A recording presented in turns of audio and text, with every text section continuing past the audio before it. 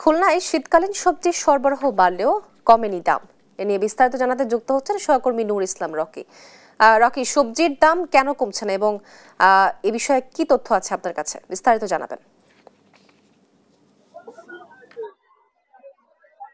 তো খুলনায় কিন্তু শীতের যে প্রভাব সেটা কিন্তু পড়তে শুরু করেছে। সন্ধ্যার পর থেকে কিন্তু সাধারণ মানুষ ভারী কাপড় পরা শুরু করেছে। শীতকালীন যে সবজি, সে সবজির কিন্তু পর্যাপ্ত বাজারজাত আমরা কিন্তু বাজারে দেখতে পাচ্ছি, তবে দামে কিন্তু বেশ ঊর্ধ্বমুখী বলে অভিযোগ করেছে ক্রেতারা। আমরা খুলনার পাইকারি এবং খুচরা বাজার পরিদর্শন করে যেটা দেখেছি যে শীতকালীন সময় অনুযায়ী কিন্তু বেশ দাম রয়েছে বাজারগুলোতে। বিশেষ করে যদি টমেটোর কথা বলি, তো প্রতি কেজি টমেটো পাইকারি বিক্রি হচ্ছে 100 টাকা, সিম বিক্রি হচ্ছে পাইকারি 70 থেকে 75 টাকা, ফুলকপি 50 থেকে 60 টাকা, এবং সর্বশেষ যে পেঁয়াজের যে ঊর্ধ্বমুখী, সারা দেশের মতো খুলনায় কিন্তু প্রভাব পড়েছে, 100 থেকে 130 টাকা করে পেঁয়াজ বিক্রি হচ্ছে।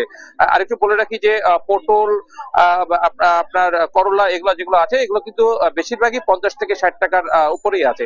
তো সব মিলিয়ে ক্রেতারা যে অভিযোগটা করেছে যে শীতকালীন সবজি হিসাবে যে পরিমাণ সরবরাহ আছে, এই সরবরাহ অনুযায়ী কিন্তু পাইকারি বাজার এবং খুচরা বাজারের প্রভাব পড়েনি। এই জন্য বাজার মনিটরিং এর দাবি তারা জানিয়েছে। পাশাপাশি একটু বিষয় বলে রাখি যে পাইকারি বাজার এবং খুচরা বাজারের দূরত্ব কিন্তু হাফ কিলোমিটারের কম হলেও 50 থেকে 100 টাকা করে প্রতি কেজিতে লাভ করছে এক শ্রেণীর ব্যবসায়ীরা, যার কারণেই কিন্তু এর প্রভাব পড়ছে ক্রেতাদের উপর। তো খুলনা থেকে এটা ছিল আমার কাছে সর্বশেষ সংবাদ।